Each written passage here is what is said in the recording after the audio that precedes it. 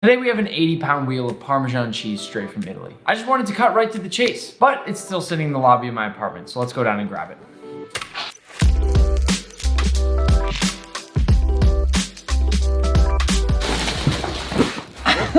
What are you doing? The wheel of Parmesan cheese.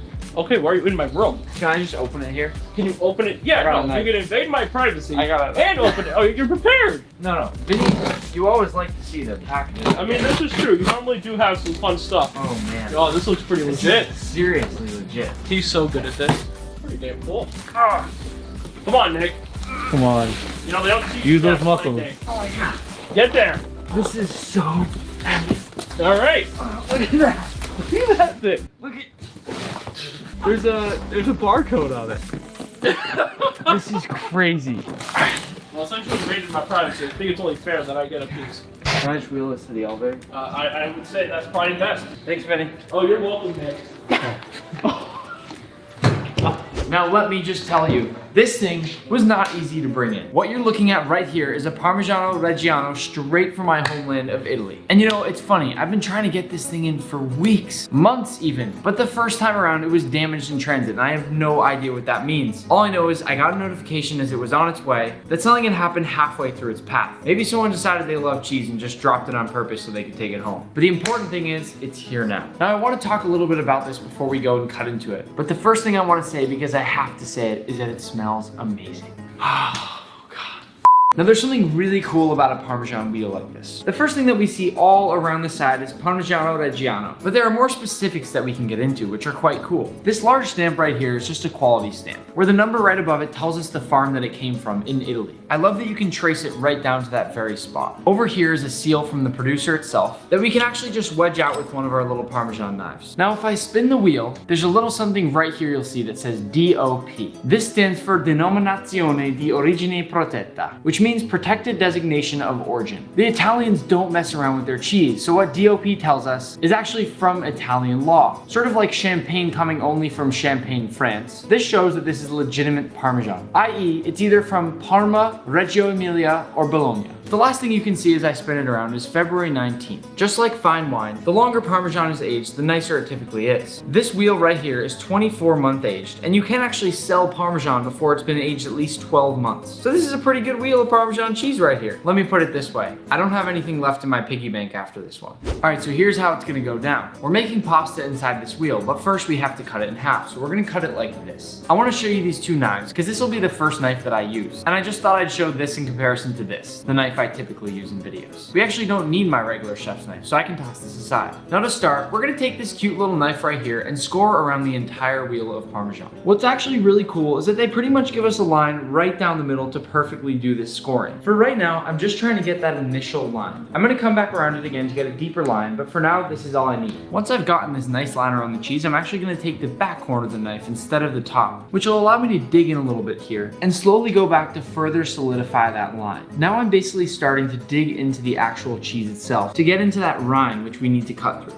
Because this is such a beautiful piece of cheese, I'm really trying to do it justice here with nice clean cuts. Now we've got another knife that we're gonna use here. If you can see up close, it's a very weird shape, very specific to a cheese like this. And it has this extremely sharp knife tip here. I'm basically gonna punch that into my cheese and then pull really hard to start cutting that rind. This thing goes through like a breeze. And you can see that when I leverage it like this, the rind comes right out just a bit. Now we have these tools, which are basically wedges that go into the side of the cheese to leverage it open. This to me is the part I'm most looking forward to. I think it's gonna be satisfying to finally have that cheese pop. We're gonna pick an area right on the side of the cheese and wedge this all the way in. And as we go, we'll go back and forth a bit to start to break the cheese apart. Once that's in, I'll wedge it just a little bit back, turn my wheel of cheese, and go to a space just a little bit over. Same thing here, I wedge it all the way in there, moving that around to break apart that cheese, and then bring it back again. Now, I'll spin my cheese around to the other side and wedge another one in, shifting back and forth to break that cheese open.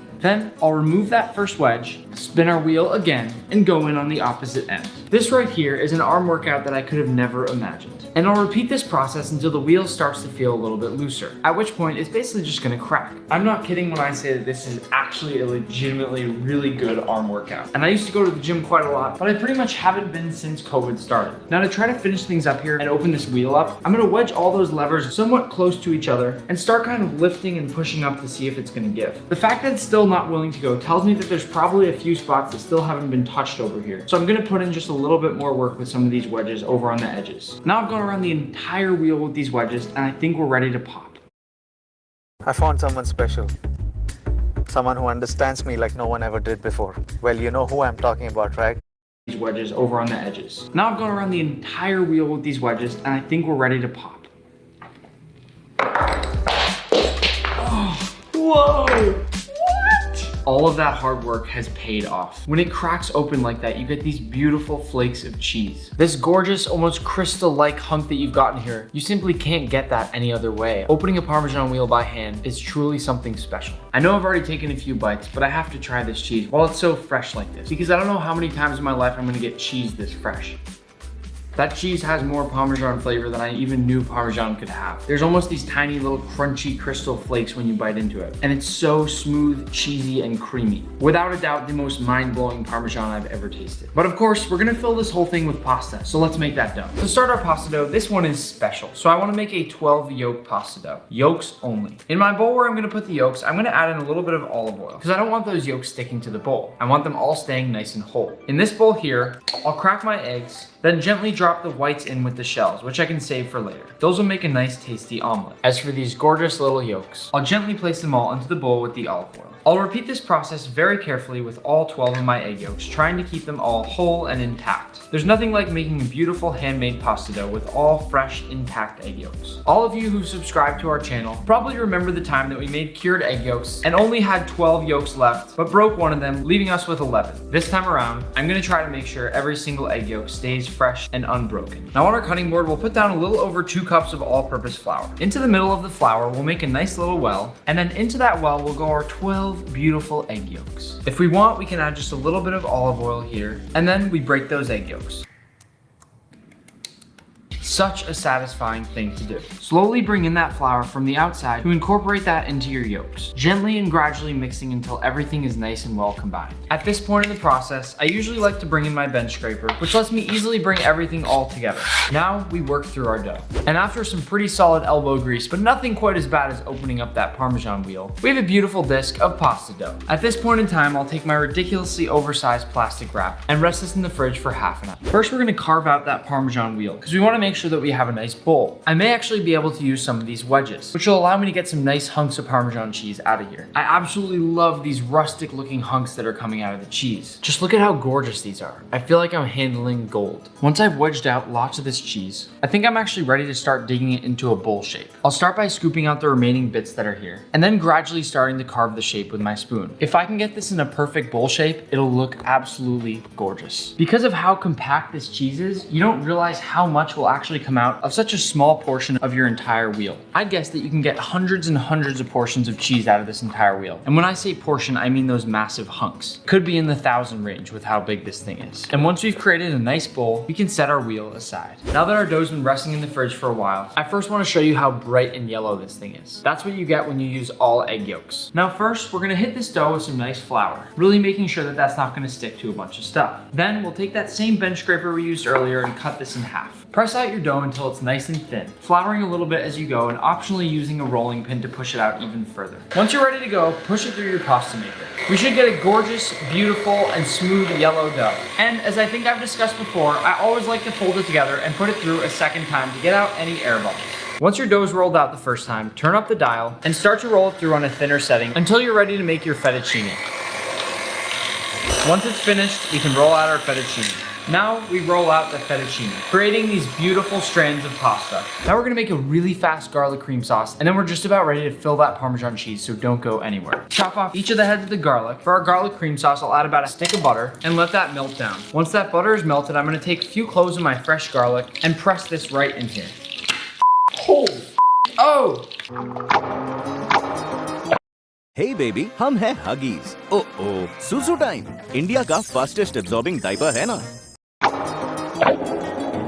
I prefer a garlic press to mincing garlic any day because it really just saves you from all those nasty smelling cutting boards and dishes. Now into this butter, I'm going to slowly sprinkle in a few tablespoons of flour while still whisking. And this will make us a nice garlic roux. Those clumps that you see in there aren't the flour, it's actually just that minced garlic. Once we've stirred this around a short bit and let it thicken, I'll add in about 2 cups of heavy cream. And then once I've let this start to heat up, I'll start grating in some of the Parmesan right out of my wheel. Can you imagine if I had the nerve to use pre-grated Parmesan right now from the store? Think about it this way. You can buy fresh Parmesan that's at least somewhat recently been taken out of a full Parmesan wheel like I've shown you, or you can buy pre-grated Parmesan, which has probably been sitting on the shelf a few years, but not exactly aging in the good way. Just think about that next time you make that choice. It's gonna be on your conscience, not mine. Once this thickens up into a really beautiful buttery cream sauce, we can set this whole thing aside, and we're ready to cook our pasta. Once our water's boiling, we'll salt our water like the ocean, because we really want that salty flavor in our pasta. And once the salt has had a minute to settle and dissolve into the water, we'll toss in our pasta. Now before we put in that pasta, we'll pour in a bit of white wine and light it on fire.